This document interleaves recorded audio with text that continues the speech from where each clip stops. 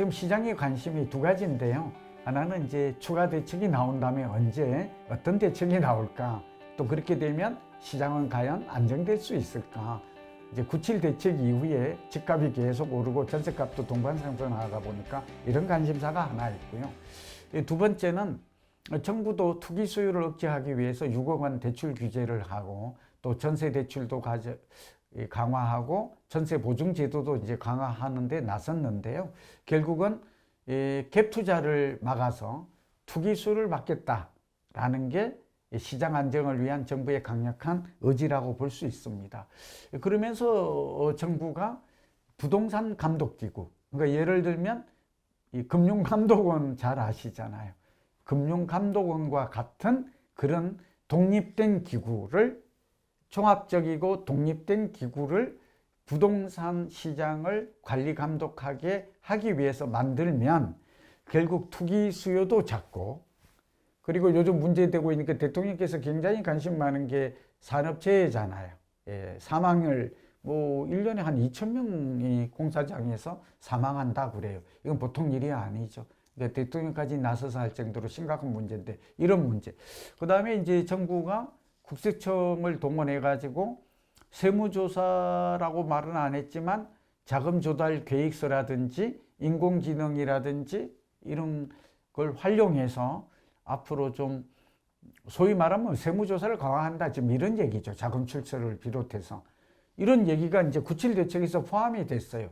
그러면 이런 대책, 투기도 막고 또 전세 사기도 막고, 그리고 산업재해도 이제 건설이사주 막고, 그리고 시장을 좀 더 투명하고 건전하게, 그리고 실제로 뭐 일부의 일탈이긴 하지만 모든 중개사가 그런가 하면 중개사들의 좀 그런 일탈 행위 이런 것들도 좀 막고 하기 위해서 종합적이고 독립적 기구가 필요하다는 데는 이재명 정부는 이걸 인정한 것 같아요.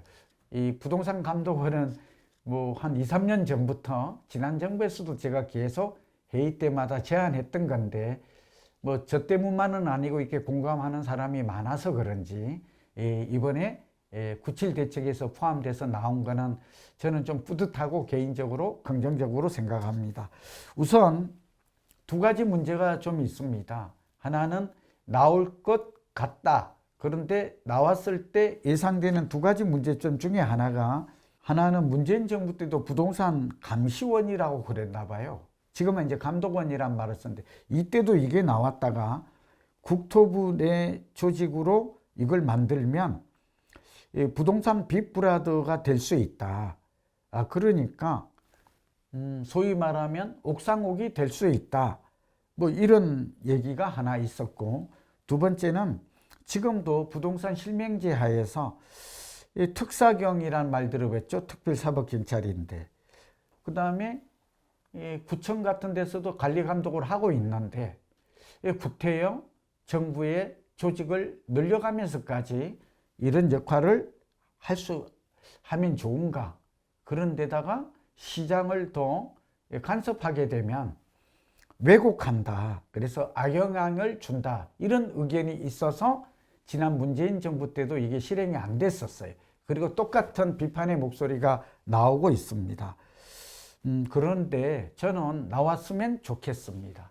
왜냐하면 금융시장에 금융감독원이 있음으로 해서, 저도 금융발전심의위원을 하고 있잖아요. 그럼 보니까 굉장히 긍정적 효과가 많아요. 금융감독원이 있음으로 해서 제가 볼 때는 그 이윤을 추구하는 은행이나 금융기관들이 마음대로 못해요. 또 PF 문제나 이런 것들도 부당함이 뭐 비리가 발견됐을 때 즉시 적발이 될 수 있잖아요. 그러니까 한국은행의 감독만으로는 이게 손길이 구석구석 미치지 못해요. 그래서 금감원의 그 기능과 역할, 긍정적인 효과를 생각하면 저는 부동산 감독원이 꼭 필요하다. 우리나라처럼 이렇게 자산의 75%를 부동산이 차지하고 있다니까요. 그 금융자산은 많지가 않아요. 한국부동산원이 있습니다. 가격이나 시장 흐름과 통계도 잘 내고 있죠. 감정평가 업무도 하고 있어요. 그런데 여기에 그치고 있거든요. 이 두 번째, 국토부도 물론 공인중개사협회라든지 이렇게 관리감독을 통해서 컨트롤을 하고 있어요. 전세 사기 예방의 체크리스트를 만든다든지 또 중개업자들에 대한 교육을 한다든지, 그리고 중개업자들의 일탈행위, 반칙행위에 대해서는 구청이 또 행정권을 가지고 있어요. 그러니까 뭐 영업정지 징계를 한다든지 과태료를 물리고 있거든요.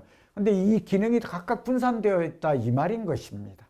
그래서 저는 부동산 감독원이 설치가 되면 지금 하는 국토부, 국세청, 특사 경찰청, 금융감독원이 맡고 있는 부동산에 관한 모든 그 업무나 행정이나 여기에 시장 교란 행위에 대해서 부동산 감독원이 일괄적이고 종합적이고 사전적이고 직접적인 관리와 모니터링이죠. 그 다음에 즉시 해결을 하고 대안을 낸다면 이거는 이 부동산 시장을 투명하게 만들고 건전화하게 되고 결국 국민들의 재산권을 보호하는데 큰 역할을 할 것이다. 국민의 재산의 75%가 부동산이기 때문이죠.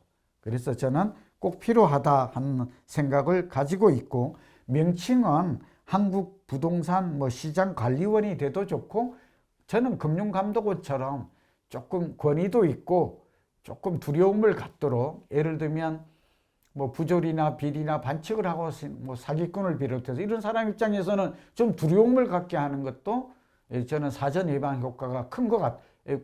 금융감독원이 그런 효과를 주지 않습니까?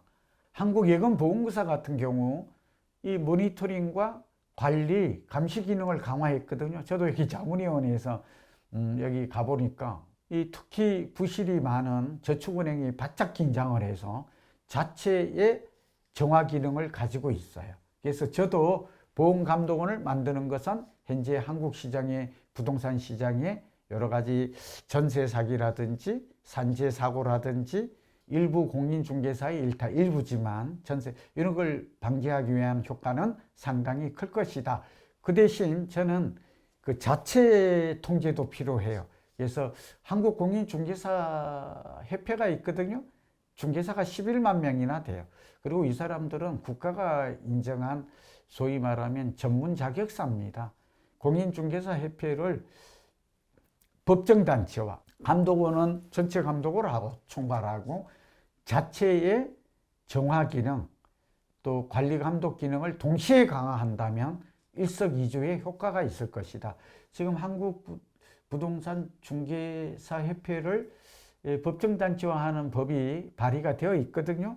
이참에 동시에 추진하면 국민들의 입장에서는 전세 사기도 막고 거래도 투명화하고 질서도 바로잡고 일탈하는 일부에 대해서는 강력한 징계도 할 수 있다는 점에서 저는 두 가지 제도가 동시에 제도 개선 내지 보완이 이루어지면 국민이 얻는 그 시너지 효과는 클 것으로 기대를 합니다.